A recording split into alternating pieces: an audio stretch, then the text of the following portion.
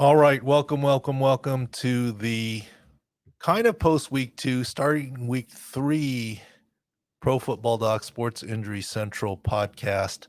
Doubleheader tonight. We're recording late morning on Monday Pacific time. Usual cast of characters here. Jacob's here, and Taylor, and Justin, our producer. Hey, your Rogue podcast is doing well. Get that out there. I mean, you guys, I didn't even know about it. You guys are doing all this stuff. Good for you guys. For sure. You guys can look for that at the usual places. Yeah, and, let me jump in and do a little shameless plug for us. It's another fantasy football show. It's obviously presented by Sports Injury Central, and we do like a deep dive into the fantasy football aspect of what we're covering at Sports Injury Central. So pretty exciting. You can find it on our YouTube channel. The video podcast is there as well. So. Well, we even got Justin out of the woodwork for that. Normally he's been wanting to do this for weeks, so I was actually going to say something. Yeah, no, it's good. Well, I'm glad to know we're translating you well. You haven't popped in to say, well, no, that's not what I said. His ankle's fine. Yeah. Last time you did walk in, Doc, and I was scared because I was literally talking about an injury too. So I was like, the only time he clams up. Yeah. Yep. I'll let you in on a secret. I haven't really listened to it. No, that's okay. No, don't worry. I mean, you're too busy. You'll hear about it through Twitter. Doc, they said this, and you saying this. What's the middle ground? Well, you're older, right, Doc? You're more of like a radio guy, right? Well, driving through the car. That's only your only really free time. Let me just correct that. If you guys are saying something different than what I'm saying, it's going to be Taylor right here. Absolutely. The one that doesn't listen. Yeah. Yeah. The one that talks more than he listens. Yep. Yes, of course. For sure.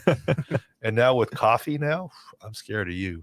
It's becoming an everyday thing now. It's an everyday thing. I mean, you don't just casually go coffee every once in a while. It's either an everyday or it's not at all. I'm not even sure I like the taste. You don't. Yeah. No. Well, it doesn't really look like coffee. It's like vanilla latte. I don't know what it is. Like some concoction. Anyways, all right.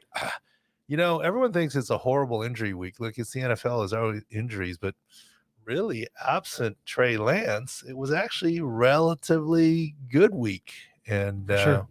And I guess you can take that both ways. I think you guys pointed out to me that the 49ers odds actually improved after the Trey Lance injury, right? And some of the Super Bowl odds dropped 200 points down. Yep. Well, it's just such an interesting saga for me just to follow from the start is that Jimmy G's shoulder surgery is what made him untradeable. It's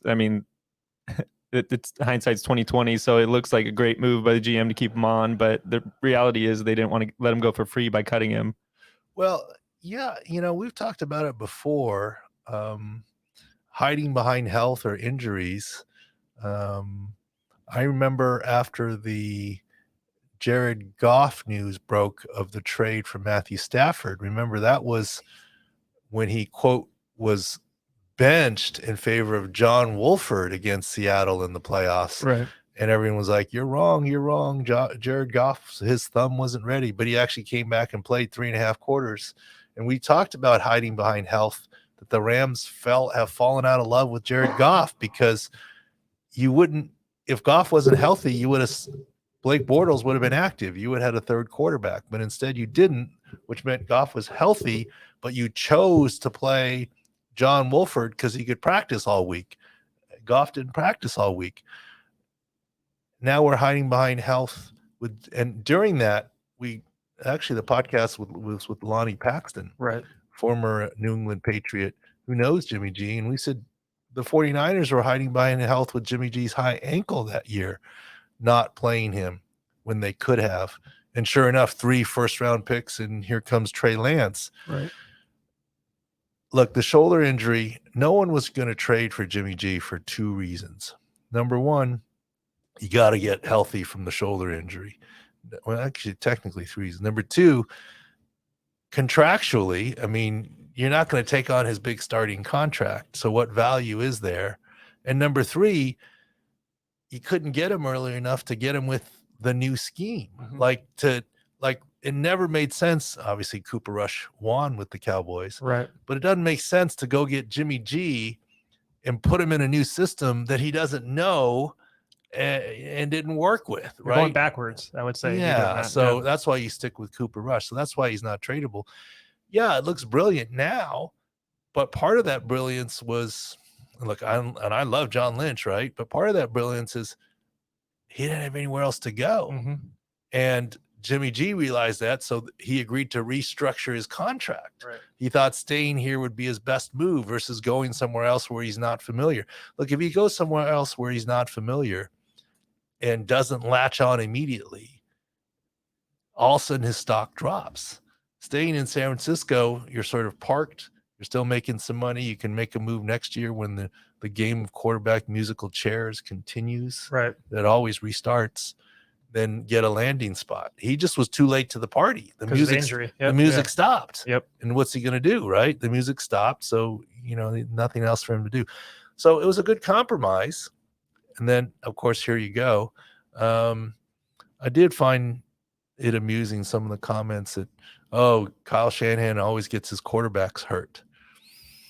I mean, I wanted to ask you about that Trey Lance's usage. I mean, a lot of everyone, obviously hindsight, people on Twitter, quick to judge the play calling, coaching staff, all that stuff.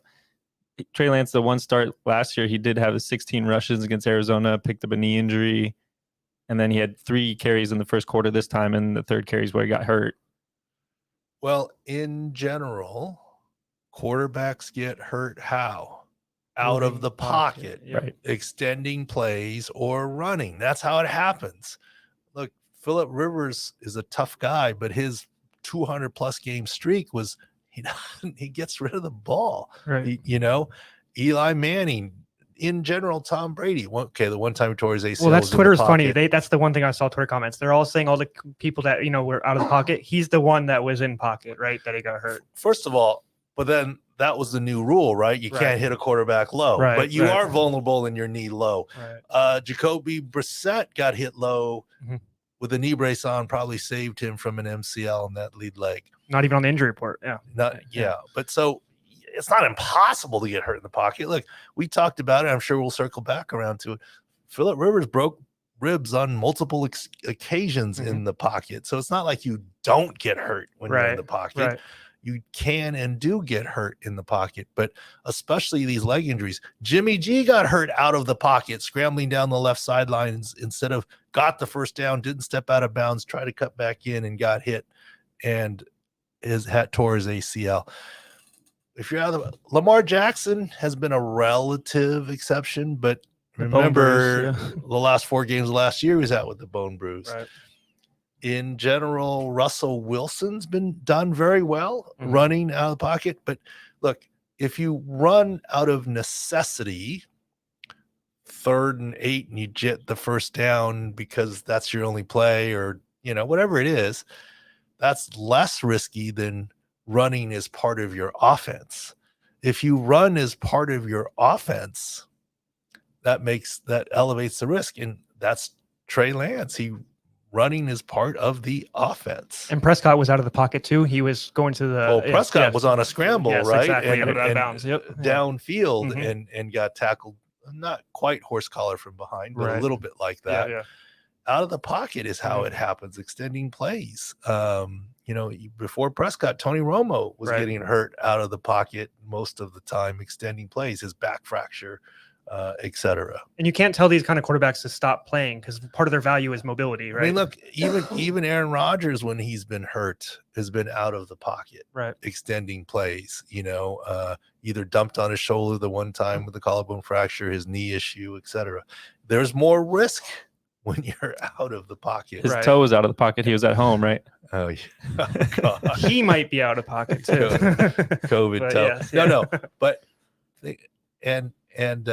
remember, when you're in the pocket, you have all the protections. Right. When you're out of the pocket, you're just a runner. Your protections go away. And look, to say Kyle Shanahan hurts his quarterbacks, look, it is riskier to run your quarterbacks, but I don't know that he's trying. But you want Trey Lance just in the pocket? I mean, that's part of his effectiveness, right? Yeah. So, anyways, we talked about hiding behind health, but yeah, I mean, this is just the way it fell. Now it looks brilliant. You got Jimmy G there, but I will point this out for Jimmy G. He was shelved all of training camp. he really hasn't been practicing much. Okay, 2 weeks now with scout team reps or whatever. Mm-hmm. Came in, did okay, right? I mean, of course, the 49ers won by running the ball. Right. And Jimmy G more of 13 for 21, 7-yard average, something like that. 12 for 20. Yeah. I believe. Yeah. 12 for 20, whatever it was. Yep. 12 for 21. I mean, he was okay. I mean, Game manager, right? That's what he does. That's the thing.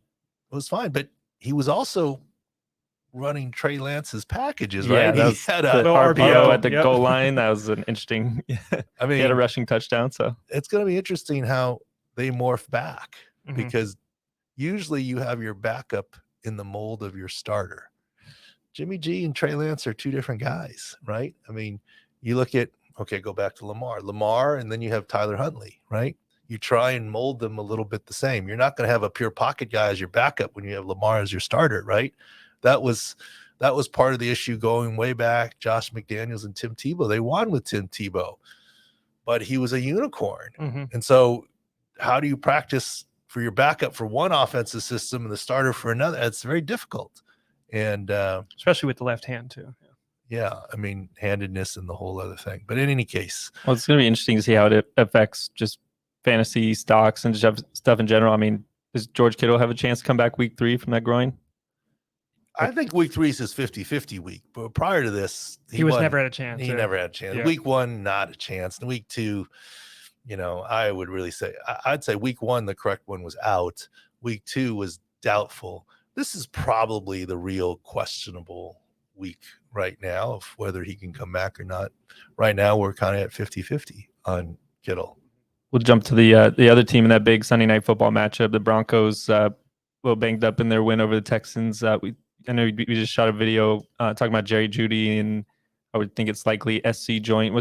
Why is he allowed to call it ribs when in game they call it shoulder? I mean, I know there's the disconnect between what he's hearing from the medical staff after the game and what the PR is putting out in game. Well, I'm going to borrow a joke from Dr. Ezon, who helps us out with the panel. He tries to say the SC joint as opposed to the UCLA joint, but That's good. SC That's good. stands for sternoclavicular joint. So there's the collarbone. We don't do a ton of models here, but the end of the collarbone here is the AC joint, a acromioclavicular joint. Here it's sternoclavicular joint.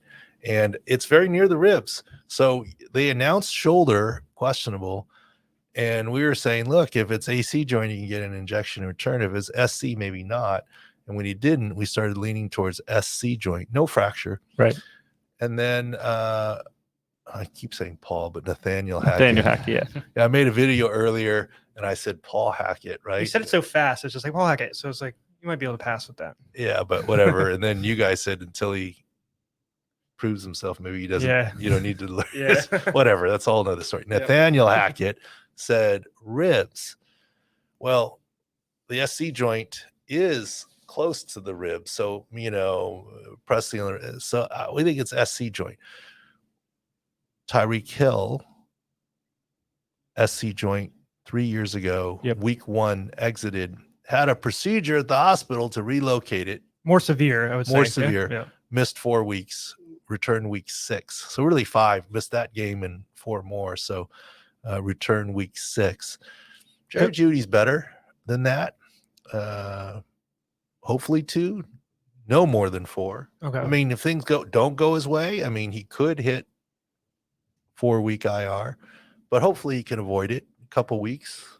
Yeah, Hill was 4 to 6 when they initially do that. So I guess that was because it was surgery, right? They added a couple more weeks. And that was obviously more severe, you said. And it wasn't an incision surgery. Right. It was just Okay. pulling the bone back to where it belonged a little Okay. bit.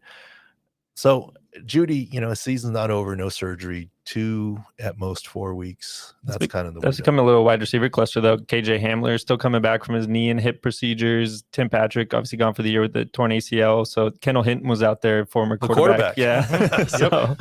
So it'll be interesting to see how that suits up. But big Cortland Sutton had a day with Jerry Jeudy out, that's for sure. Yeah, we like that, right? Mhm. Absolutely. And remember, second year back from ACL for Cortland. So Right. that's why we were on his prop week 1. And In our did it. future, we can say In the futures, yes, yeah. We have Cortland Sutton in our futures. Yep. So he's had a pace so far. For right? sure. So hitting the futures, that's all part of our sick picks. You can go to sickscore.com and hit the sick picks tab and see what that's all about. But yeah, I forgot about that. We're in good position with Cortland Sutton. For sure. I mean, of course, you got to stay injury free and whatever, but it's projecting pretty well. Absolutely. Other big one is Patrick Surtain. He left the game with a shoulder injury, eventually ruled out. Ian Rappaport reporting he's day-to-day. We didn't see much in that, right, Doc? Yeah, he was blocking, and it almost makes me think like he's got a pre-existing labral issue that got aggravated. You might see a shoulder harness on him and playing. He's said to be day-to-day. We'll see. But he's our number one corner, so that'd be an issue if he can't play. I mean, his issue is going to be jamming to the line of scrimmage. Running in coverage, I think he's going to be fine. Look for that shoulder harness next time on him. But there's a chance he plays week 3. We'll see. Jameis Winston, I know right before the Sunday games, Jay Glazer came on saying he has 4 fractures in his back. You see anything with that? I mean, is it a pain tolerance? Is it a little bit overblown? What's going on with there? I saw some Twitter stuff where they said, well, if this is true, this is malpractice and the Saints doctor should be fired and all this stuff. First of all, nobody, okay, humanistically, no one's putting someone at risk for paralysis purposefully. There's no way this is for vertebral body fractures or lamina fractures or facet fractures. And there's no way you could play through that. Assuming that there's 4 fractures, it's avulsion fractures of the transverse process. Can be quite painful, no question. But there's lots of history of playing through transverse process fractures. Cam Newton comes to mind. Derek Carr comes to mind the one year. 4 is more than most. It is a pain tolerance thing. And Jameis Winston is tough. Come back from his ACL as well. So yeah, now it's injury on top of injury. And obviously he didn't have the best game. He's still coming off his ACL in the back and they lost. But Jameis Winston's tough.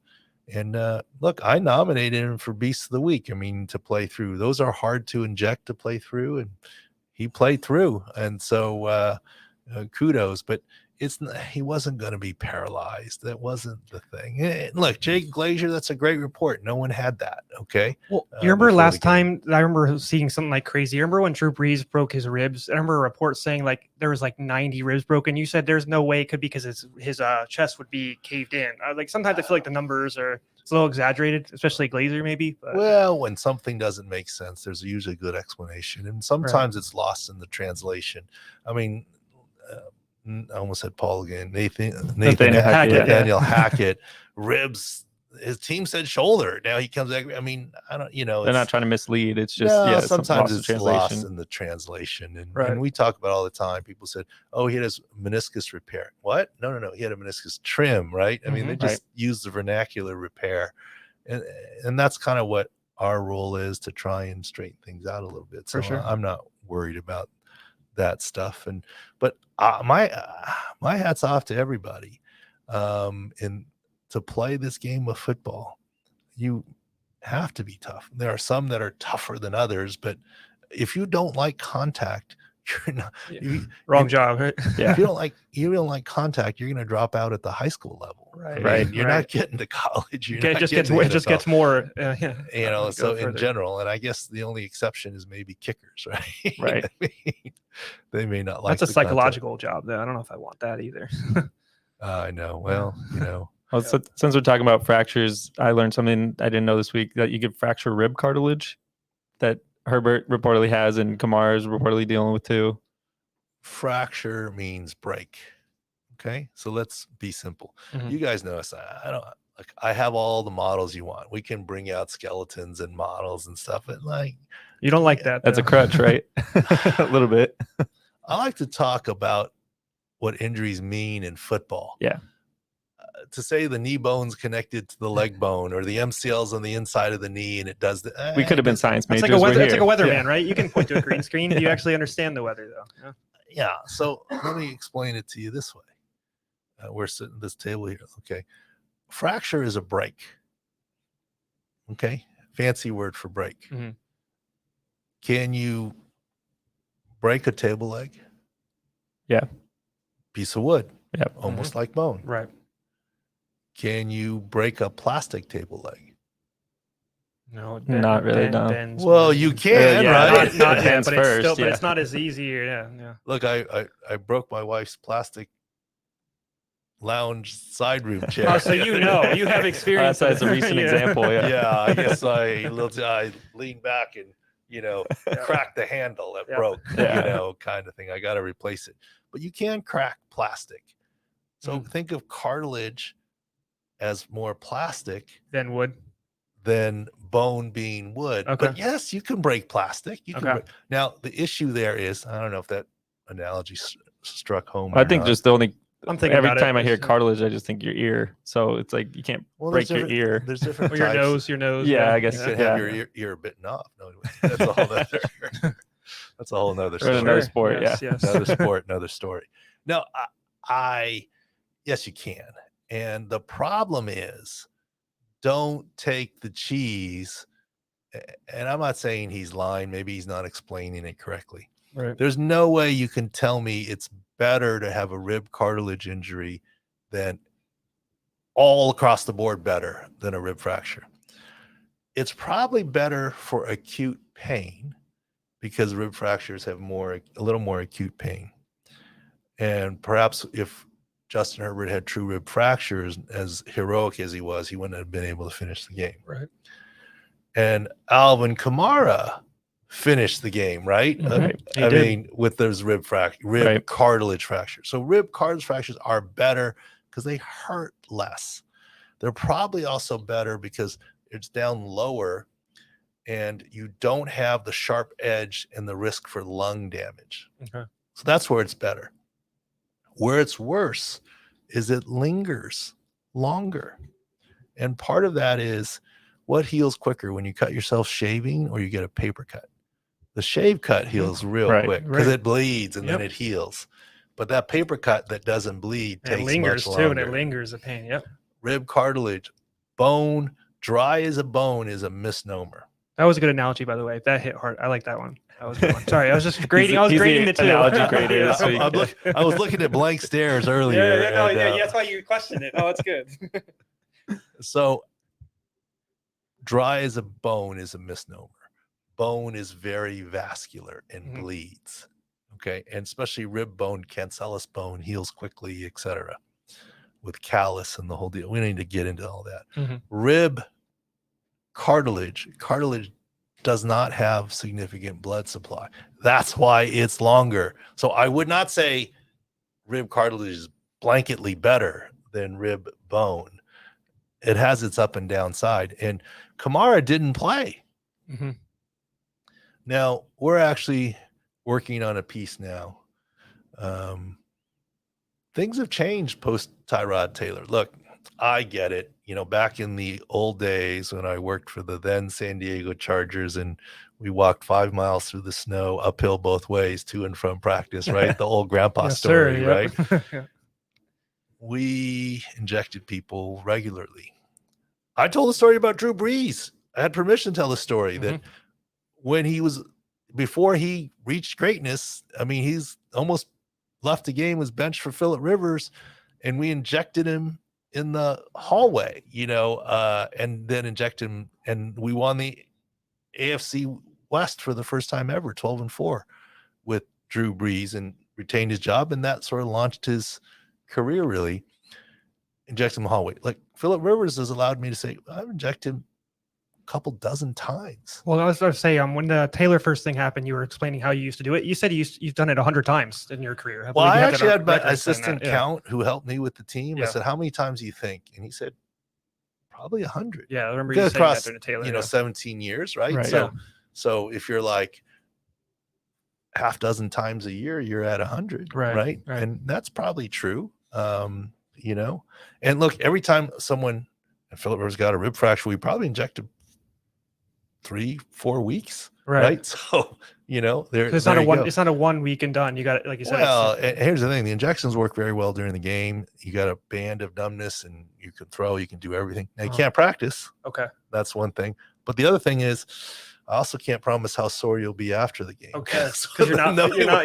Yes. So in a perfect world, look, if you had clinched or essentially clinched a playoff spot, you should sit your quarterback with the rib fracture for 2 weeks because in a couple weeks he's going to be pretty good. Then, but if you're playing him, injecting him, you're sort of delaying the healing, because if he gets hit or he torques and the whole thing. And believe it or not, it's not about the flak jacket. Flak jacket sounds good. It hurts to cough or sneeze or twist. It hurts when you valsalva or bear down. I mean, muscles are attached, intercostals, the oblique. It's not just about the flak jacket. Like Gannon said that, right? He said it hurts to do all Rich kinds Gannon of it. said that, yes. Yeah. Absolutely. Yeah. Rich knows what he's talking about. We For love sure. Rich Gannon. Yes, absolutely. Raider Gray, we know. Yeah. Sorry. I think sometimes from the layman's view, there's a little bit of like worry of like, oh, could they do further damage because they're numb and they're not realizing how much damage they're doing until after the game. Is there any truth to that? Yes. I mean, you take another big shot on your ribs or your cartilage, I feel no pain. You're right? superhero for a second. Yeah. I mean, look, you come from the dentist sometimes, and part of your lip or mouth or tongue are numb. Mm-hmm. Sometimes you can bite it and not even know, right? Right, absolutely. Right. So yeah, I mean, when it's numb, you don't feel anything. So, but the players know that risk when they choose to or not to, right? Yeah. Oh, the other thing I'm working on, you remind me of Rich Gannon. Rich Gannon is so great. He's agreed to do it. We'll get Norv Turner to do it, although he's on a trip right now. He's a busy man. He's retired. It's all right. He's living the good life. Yeah, good for absolutely. him. He put in his work. Yeah. And we've got a commitment from Pat Kerwin to be the GM to do it. Oh, awesome. I got to find a time to get Pat Kerwin as GM. Busy schedules. Yeah.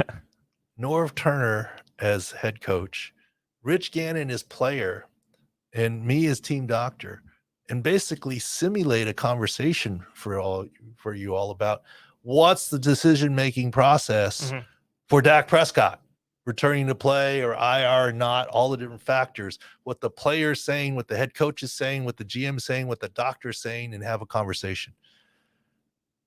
Do the same thing for Justin Herbert. What's that conversation like? Right. And it's just we're going to do it. It's just a matter of scheduling between my schedule. You got 5 celebrities in there. Yeah. It's hard. So, 5 celebrities. How do you get 5 celebrities? I did the math wrong. 4. Well, 4 celebrities. Who are you talking about? Gannon, you were in there, right? No. I was saying. I'll be in the podcast, but it's Gannon. I was saying you're not counting yourself. Gannon, Norv, and Kerwin. Yeah. Okay. It's their schedule. I'll try and figure it out. Okay. My schedule isn't the celebrity schedule. It's the family schedule. Okay. And look, I went to a baseball game for my son before I came to the command center on Sunday, kind of deal. So anyways, absolutely. So I think that would be fun. No, that's a great idea. Let's get to another little bit of odd one, and then we'll look ahead to week 3. But JC Jackson with the extra ankle bone coming back. I know we thought it was a week too early maybe for him to come back, and the numbers kind of reflect that. Didn't do that well in coverage. I was wrong. I didn't think he would play with the ostrigonum. He did play. Then somebody showed me the stats. 7 completions on 8 targets for 79 and a touchdown. Coverage grade 36.8. Yeah. That's Pro Football Focus. Yes, absolutely. Yeah. And playing does not mean 100%. That's all I'm saying. 2 things about that. First of all, we're getting a beat on the coach speak from Coach Staley. It was superficial. It was surface. Ostrigonum's deep now. Right. I mean, took out a bone. Yeah. Took out a bone. And look, let me defend the poor Chargers medical staff. Look, I'm not involved with the Chargers. I know the athletic trainers very well. They do a really good job. Let me defend the doctors a little bit. The number one question, okay, they're getting enough flack with Tyrod Taylor and the lawsuit that was talked about. That's over a year old. Yeah, it just always comes up because it's convenient. Look, a lot of players have ostrigonums that NFL teams don't even know about, because if it's not symptomatic, why are you doing it? Even if you knew about it, if it's not symptomatic, why are you doing anything about it? Right. It obviously became symptomatic or was becoming symptomatic, and they pulled the trigger earlier in training camp to limit the amount of time that he needs. It's okay. You react. Look, what would you say if you were a player? And let's say we x-rayed you from head to toe. We found an ostrigonum, but it never bothered you. And Jacob, I said, we need to take it out and do surgery. What are you going to say to me? Yeah, no thanks. I mean, people have the option with the wisdom teeth, and they don't always do it. So yeah, is it unless really it's that bothering different? you. Now, if it's bothering you, I'd say, come on, let's get it out in the off season, or let's get through this season and let's get out. So they pull the trigger in the preseason. So you can live your whole life without It's possible. doing it. Okay, yeah. that's what I'm saying. Okay. Now he's a free agent signing. Now, what I don't know is This is what I asked you. Did the Patriots know about it ahead of time? Yep. Yes or no? And it could be either way. I mean, he didn't really miss any time with specifically that ankle injury. Right. Yeah. So, and did the Chargers know about it and see it on physical? Even if they did, I don't think it changes the free agent signing. Is it easy to see through X-ray? Is it apparent? If you did a screening X-ray, I think it's you could apparent. see it. Okay. But I'll bet you there's at least one other player on every NFL team that has an osteoarthritis. Really? Wow. That's not symptomatic. Not in the foot, or is it? That's in the talus, back of the ankle. Okay. I'll bet you there's at least one other player on every NFL team that has a bipartite patella, which is a patella that has two pieces. I know that's Rankins has playing. an issue with his foot near his Achilles. There's some issue that it rubs against, and he had to. That may be a spur or yeah, something. But something, bottom line is, look, we can get out the whole story. If it's easy to say someone made a mistake and they did bad and whatever, but there's other explanations, and that's kind of and that's actually the other thing that I think when I started doing this, I told you players I thought they might not like it. They actually don't mind it because I sort of get out the side of the story, except for maybe Dobbins and yeah, you know, that's a good segue. They're fighting too many people. He's fighting everybody. Yeah, he's on the defensive. Yeah, but the other or Michael Thomas, right? Your fantasy doctor, or whatever. Doctors, yeah. But I've actually been relatively surprised about, look, team doctors know this. They don't have a voice. It's HIPAA. They can't speak out. They can't tell their side. Mm-hmm. And I often tell them in the beginning, they're like, why are you doing this? You know, I'm like, well, look, you want to be second guessed by media or the fans, or be first guessed by somebody who sat in your shoes? I mean, you know, who's more jury of your peers, right? I mean, in terms of knowing how it works and whatever. So anyways, move on. What's interesting that, I mean, like you said, the medical can't supersede the players and go in front of media and, this is what he has, is the severity of it. So it's interesting to see a guy like Dobbins in an interview talk about the extreme damage to his knee. It happened to me here in San Diego. We can talk about this because Sean Merriman, I'm the one who said you need major knee surgery. He got a second opinion. The second opinion guy kind of said, you know, you can decide. Mm-hmm. And he finally came back to me and said, you do the surgery. I said, but by this point, I don't have one, but I'm ready week 1. I'm like, I don't have that surgery anymore. The time's too short. He didn't have it. And then after one game, he went out, and local media in San Diego was killing me, saying, why didn't you tell him to have the surgery? I'm like, thinking, I did. Like, I talked to him. Yeah. You know, and kind of thing. So anyways, so that's why I always say I can see both sides of this. Well, I think what you've been telling us this week too on Dobbins is like, we've just been hammering him all off-season, training camp, all this stuff, but it's not about the player, it's the injury. Let me just go on the record for the podcast.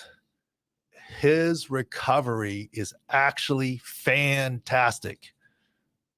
Mr. Dobbins, you've done a great job. This last week, he finally admitted what we've been saying. He even went over the top of us. We said this is multi-ligament, LCL on top of ACL.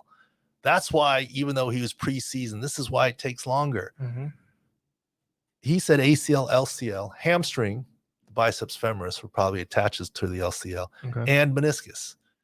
Meniscus, a lot of times you have meniscus, but that LCL, posterolateral corner, part of the biceps femoris, that's why he's taking longer, and he's actually doing very, very well. Mm-hmm. I'm just saying it's not realistic for him to be productive at the beginning of the season and play, especially the way he kind of limps around, but he's actually recovering really well. Remember Teddy Bridgewater's knee? Yep. I was like, he missed 2 years, right? I mean, kind of situation. So my point is he's doing very well. It's just his injury isn't ready, and this is why, going back to sick picks, right now, under 875 yards for the season looks pretty good. I'm not sure he's playing this week either. I get it. He was full practice last week. So was Godwin, right? So was Godwin, week right? One, yeah. Week 1, right. I think he's probably out another week, maybe 2, Dobbins. We'll see. Maybe I'm wrong. Yeah. Well, you always say it's not a light switch. It's not like boom, he's getting 20 carries, boom, he's getting 25 carries, and he's You 4 can't- yards a carry, all that stuff. And obviously, we had the Tyreek Hill at sick picks, the prop, and the whole deal. Part of it was what? Marlon Humphrey groin, low 6 score, didn't finish the game. Mm-hmm. Groin, pretty hard to cover, guys. Yeah, and he even said that it was, like you said, it was hard. Marcus Peter still coming off the ACL, first game back. Yep. Off the Missed ACL. week 1. Yep. Having to react to a wide receiver as opposed to dictate. It's easier for Godwin to dictate than for someone who's coming off a torn ACL to cover someone who's healthy. Godwin can at least dictate his cuts and where he's going. We even had a video with Tyreek Hill when plays he went inside and he exposed the knee a little bit on one of his touchdowns. Look, when Marlon Humphrey went out, and obviously that it was favorable. First of all, they were chasing, right? So they were throwing a lot, Right. but they were actually ended up attacking the weakness, some of the coverage. And, this is where depth, right? This is the 1 and 2 guy. This is huge. Yeah. It's a big, it hurts. This is why we do what we do. Right. We're never not 100%, but what do we say that if you took a team with 10 points, the healthier 10-point differential, one team to the next, and we break down offense, defense, run defense, the whole deal. Blindly, we've historically been 59%. Mm-hmm. If you just blindly took it against the spread, right? So, and we try not to do it blindly. We try and look at it more scientifically than that. For sure. Let's change how you look at games as fan too, because if you look at just the score line and what the Dolphins were down when they started coming back, you're like, wow, the Ravens really folded. That's on the coaching staff, that's on the players, all this stuff. But it doesn't happen in a vacuum. They were dealing with a lot of defensive injuries and depth, and Marlon Humphrey's going out. So just a different view to look at it as. Yeah, that's why we're trying to do here now. That's why I love this week. Only 7 games. We had a fighting chance to, of course, we have a spotter in each game, but I had a better fighting chance to see it. Absolutely. I mean, I hate it when it's like 9 games or 10 games. And then there's 3 afternoon games. And then the 3 games. in the afternoon. I mean, can we even it out? 7 and 5 is good.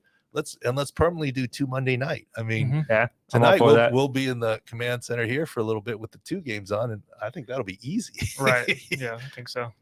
Jump forward to next week's Monday night game, Cowboys against the Giants. I know the Cowboys are extremely banged up. Each week gets worse. Dalton Schultz went out with the right knee injury. Looked like might have been a contusion, possible PCL strain. We'll wait for MRI on that, but it's definitely not an ACL. He fell directly on the knee. Worry is for PCL. Now, Cowboys fans have to be familiar with it, right? Ezekiel Elliott, PCL last year, the hidden injury that he played through. It's not surgery. Let's wait for confirmation of the PCL, but that's our worry. It's not surgery. He'll be fine. If it's mild, 2 weeks. If it's severe, it could be 6-8. I don't think it's severe.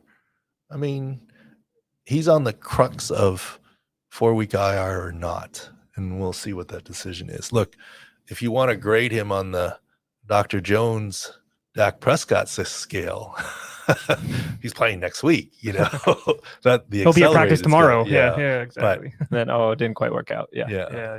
2 to 4 weeks. And I keep saying it, it's going to come up. Justin, mark this. The internet's going to go crazy, and Cowboy fans are going to go crazy because they're going to be tweets with Dak Prescott throwing the ball in another week or 2. Mm-hmm. He's ready. He's throwing a ball. That's not game conditions and grip, and there's risk of refracture still. Don't go crazy when you see him toss a ball on the sidelines here or at a practice. Now he can practice, right? He's not an injured reserve. So when he does some pat and go or individual drills, you watch. There'll be, he's ready. It's going to heat up week 5 against the Rams, and then they get the Eagles week 6. So there'll be a lot of chatter, I'm sure. Eagles specifically. Yeah.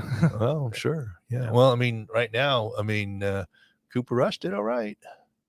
Yeah. Stephen Jones on the radio and local radio, I saw a tweet. He's saying that Michael Gallup has a realistic chance of playing Monday night. That was the January 2nd ACL tear. How realistic are his chances? Well, what are you expecting from him? I mean, he has a very, quote, realistic chance to play Monday night. He's on the active roster. All he has to do to play is for Jerry or Steven to tell Mike McCarthy activate him and he'll play. But at what percent? We still have a lowered 6 score for him, lowered expectations. Remember what happened to Godwin? Made a couple plays. We talked about it last week. You had Now 62 out. for Godwin and 57 for Gallup going into the season. So they're in the same bracket right there. Yeah. Gallup's a little bit behind Godwin, but Godwin's not playing this week either. Right, with the hamstring. My assumption. And, obviously missed week 2. We knew he wasn't going to bet the house. He wasn't going to play week 2. Right. We're strong lean. He's not playing week 3. Then we'll see after that. We'll talk about clusters too with that one. That's Godwin's out. Mike Evans is suspended. Jones missed with the knee. Gage just came back with the hamstring. That's all their receivers right there. Now that you mentioned that, let me back up a little bit on that. They may go back to Godwin and say, okay, we know you're not 100%, but we need somebody. Decoy, something, yeah. We need something out here. So let me. I had to set the stage first. Yeah, I mean, no Mike Evans, Julio. They're not going to engage is coming up. I mean, they're not going to just run. Fournette just came back from the ham as well. Hamstring. Yeah, so keep on saying ham. I'm sorry. This is what I would say. Return to play. There's a lot of factors. Right. There's a lot of factors, and so we'll have to figure it out. That's a big injury matchup. They get the Packers in the afternoon slot, so maybe Bakhtiari makes it back. I mean, Elgton Jenkins was active for a game, so I know it was the Bears, but Elgton Jenkins, he did okay. He gave up a sack at least, and there's some pressures. Bakhtiari, look, it's been 2 years. I mean, 3 surgeries. What? Just one more week and he's going to be great? I mean, look, I hope he gets there.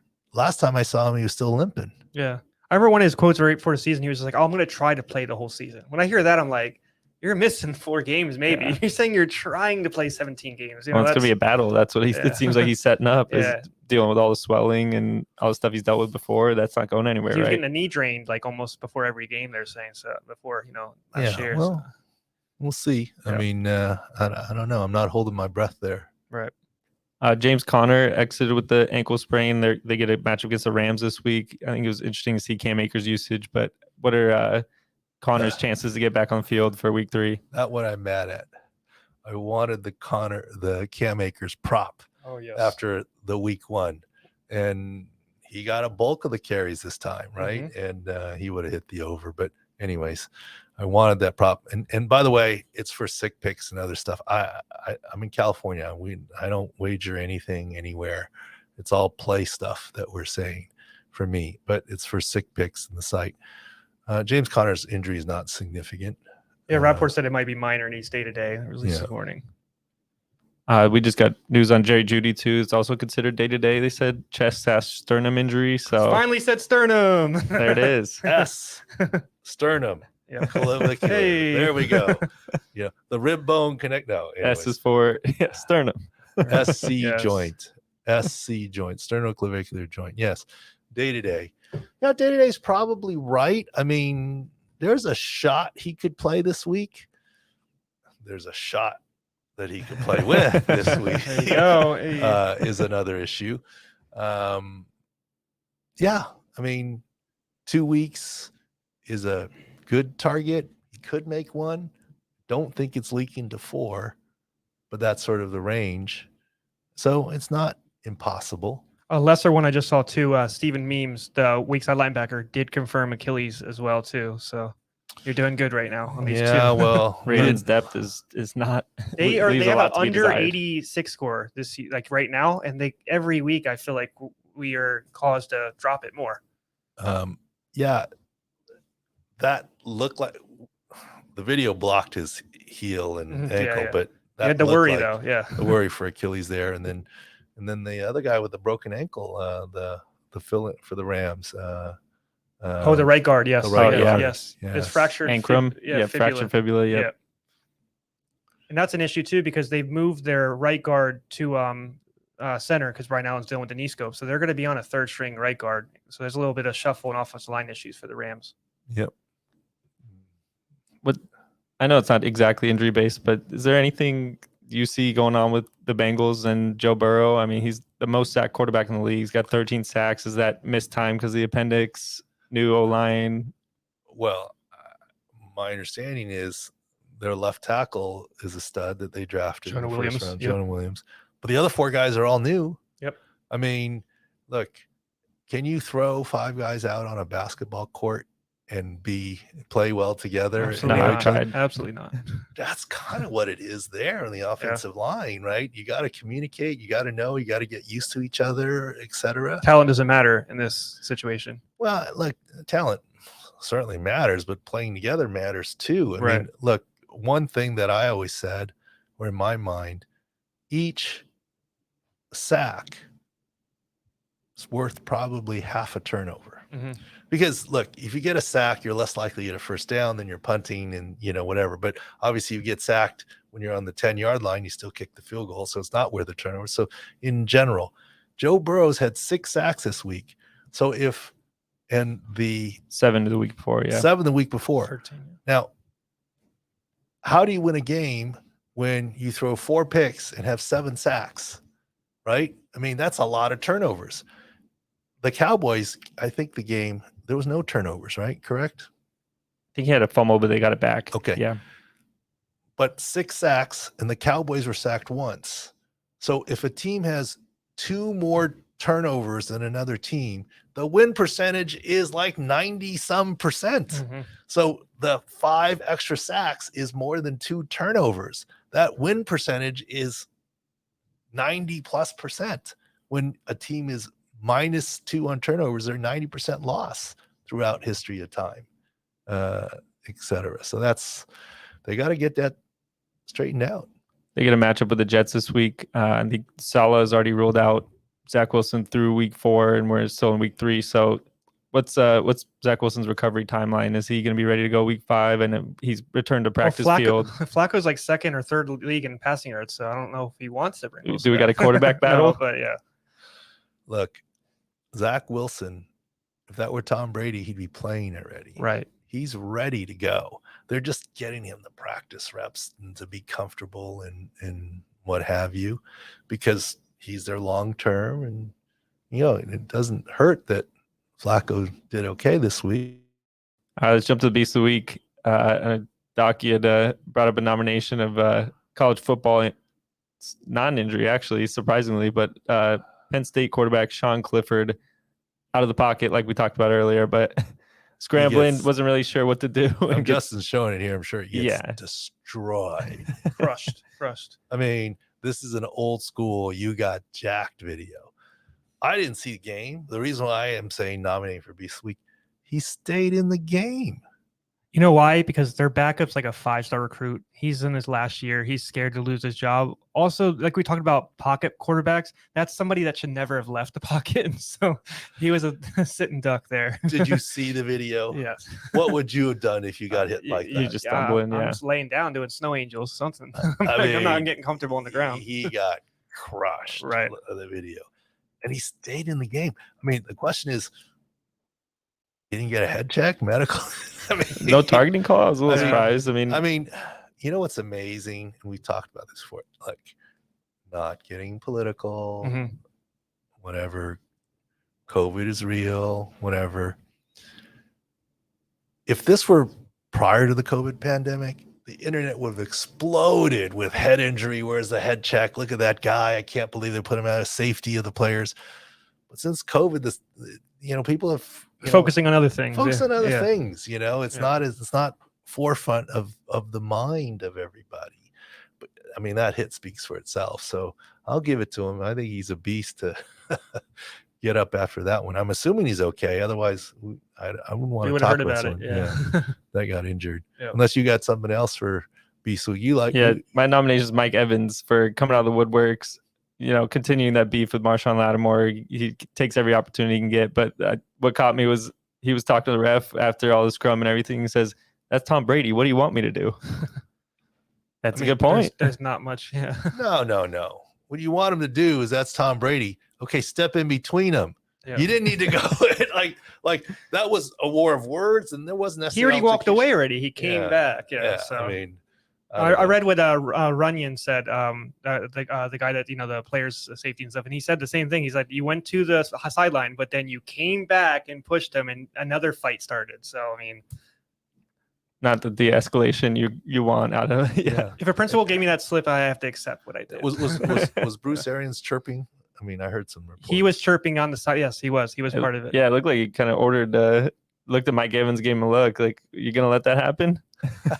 You go. They're talking to Tom Brady. You got to do something.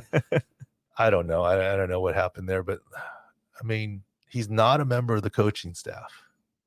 You're not allowed on the sideline. Yeah. The GM's not allowed on the sideline. He said 2 minutes. He said, I saw something where after the game, Todd Bowles was asked about it. They said, "Oh, his booth wasn't ready or something like that, or he didn't have a booth available up." What do they need to line it with gold? Yeah, it wasn't ready. That seemed like I don't know what's going on there, but we need to look more into that. Do you think he forced his way onto the sideline? You think he was losing power up in the booth? Yeah? I don't know. I don't think. Right. I mean, it's Bruce Arians. I don't think he'd have to force anything. It's true. I mean, who is security guy on the sideline going to stop him? No one's stopping him. I mean, he's wearing Bruce bright red. Arians. Everybody knows who he is. Team colors, know who he is. Yep. I don't think I have to go back and look at the video, but I don't think he had a credential dangling from the side. He did from not. his belt. Visibly, I mean, you have to be issued a credential. I was always issued a credential. Okay, maybe at home sometimes I didn't need it because I knew all the security, but on the road I needed my credential to get down on the sideline in the little dangling tag thing or then around your neck. I didn't see Bruce Arians with his credential was this. Do you know who I am? That's a credential. Yeah. You're making a mistake, son. Don't kick me off the sideline. Absolutely. Yeah. All right.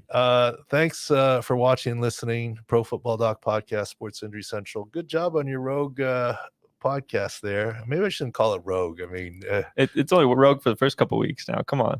We're I feel getting like a into superhero when he says territory. Rogue. Yeah. I feel like I'm an X-Men and stuff, so it feels good. Big Star Wars guy, so yeah. Rogue One. And I'm just waiting for Justin to jump back in since I talked about the podcast again.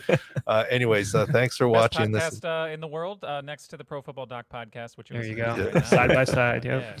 Yeah. There you go. All right. Thanks for listening and watching, and have fun at the 2 games tonight. And we'll have the field views. And here's the teaser.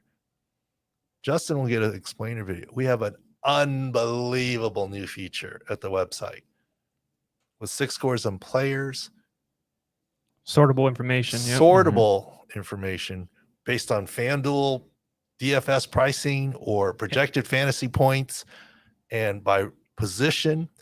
And also right there is the 6 score of the defense that they're playing against.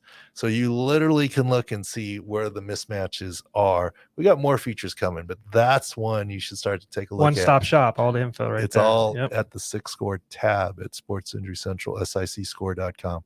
All right, thanks. We'll see you guys this week and the rest of and into next week.